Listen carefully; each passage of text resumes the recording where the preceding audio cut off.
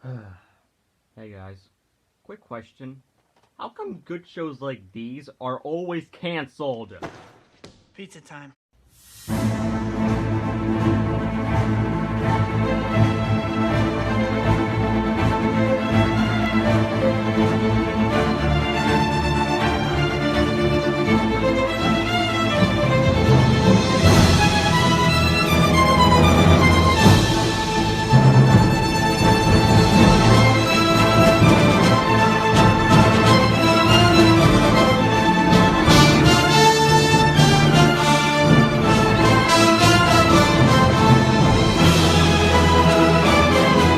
And it's finally time we take a look at the spectacular Spider-Man. Now, fun fact for y'all, this show was originally made during the time where Sony had the rights of Spider-Man, during the time of the Raimi trilogy. And when Sony were making the show, they gave the writers, Greg Weisman and some other guy, I forgot his name, these two rules. Number one, they can only use the characters from the Spider-Man comics, since they didn't have any rights to any other character besides Spider-Man. And second off, they only had to make sure they had enough references to the Sam Raimi movies to promote the Sam Raimi movies. Other than that, they were free to do whatever they wanted with the show. So yeah, because of Sony, we got the best Spider-Man show ever made, and one of my favorite shows of all time. So what's the plot of this show? Well, it's about Peter Parker, a boy who has these spider powers and has to know what it means to be with great power comes great responsibility, and yada yada yada. You've all heard this stuff a million times before in all these other reboots. So there we go. What are about the characters? The characters in this show are really good. Gwen Stacy is very good, and also the story with Peter. I like how in this movie, you see, in the Sam Raimi movies and the Mark Webb films, usually when we had Spider-Man and those stuff, he would get out of school by the second act of the first movie, for the Raimi movies, or leave or pass high school in the second Amazing Spider-Man movie. So yeah, but here, throughout the entirety of these two seasons, Spider-Man has always remained in high school, since they wanted to show the growth of his character, sort of like what Marvel is doing now with Tom Holland as the new Spider-Man. And of course, let's talk about the main man of the show, Josh Keaton as Spider-Man. He is just perfect in this role. All of his quips are really well done, and he does a great balance of playing both Peter Parker and Spider-Man. And also, the other characters are really good too. Gwen Stacy's really good in this show, since she's supposed to show how she's basically she was made to reflect what Peter used to have, being a nerd, but at the same time being a good person, and to reflect something that Peter cannot have nowadays since of his Spider-Maning.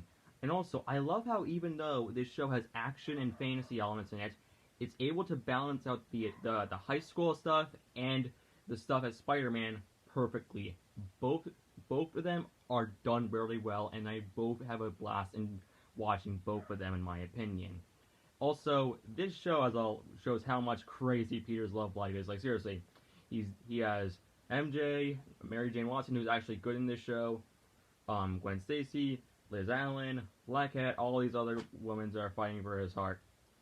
And yeah, also characters like J. Jonah Jameson are really good in this show. In fact, I dare say this J. Jonah Jameson from this series is almost as good as J.K. Simmons. I'm not even joking.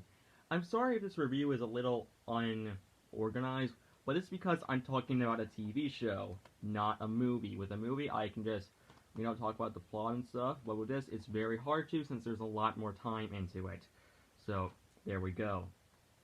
But also, other villains are really good in this season, in this show. The only villain I really had a problem with was Vulture, since in the first episode, he had a really good backstory in my opinion, as being someone who was kicked out of Oscorp due to his, since he's an old coot, but he wanted revenge on Norman Osborn. This was a great character setup, but unfortunately throughout the rest of the series, he's Dr. Octopus's lackey.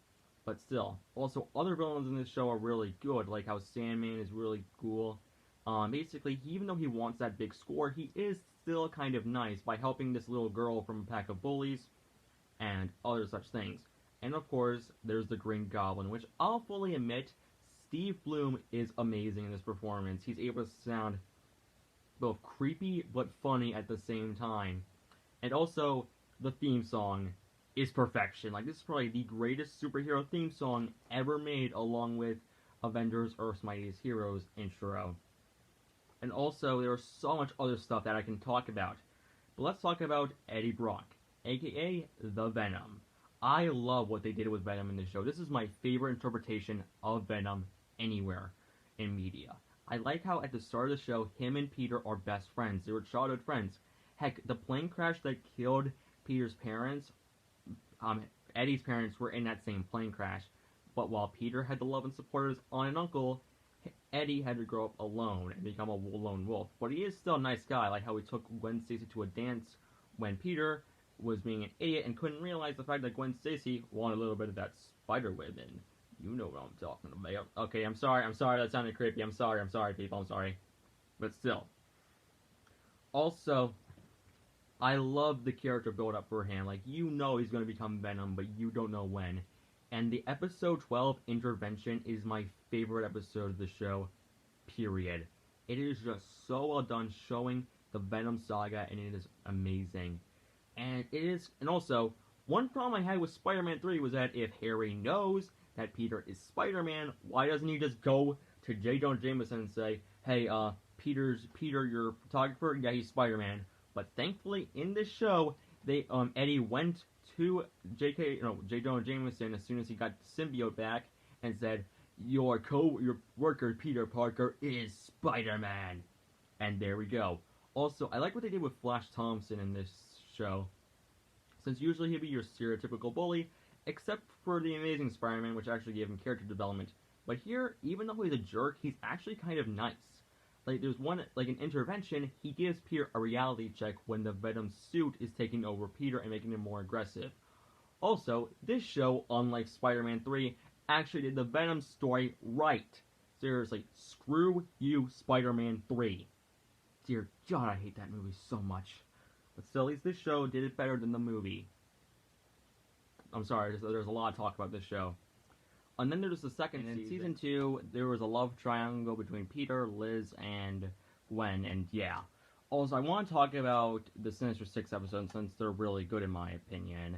And they always happen, there's always a rotation. Sometimes it'll be the original main six, Shocker, Electro, Rhino, Sandman, and of course Vulture and Dr. Octopus, but in the second season they kind of switched it around, and yeah. Overall, there's a lot to talk about with Spectacular Spider-Man, but I highly recommend you should go and watch it, since I'm not going to lie when I say this, there's a lot of stuff to talk about with this season, and yeah, this show, it tackles the great themes of with great power comes great responsibility, and it always keeps the story in the main front. So, there. If this show is as good as I say it is, why was it canceled? Well, that was due to the merger between Disney and Marvel, and yeah, but because of Disney buying Marvel, this show got canceled and got replaced with the god-awful Ultimate Spider-Man. So, my overall rating for this show is an S rank. I adore it that much, and I highly recommend you should watch it. And also, the final battle of this show was between Peter Parker and the Goblin, a classic final battle for this show to end on. So, yeah, I know I didn't go that much in depth, but I can't really, since there's just so much to talk about, and I am on a 15-minute time schedule, so yeah, I highly recommend you go pick this up and check it out. It is worth your time and money. So, see you all later, and bye.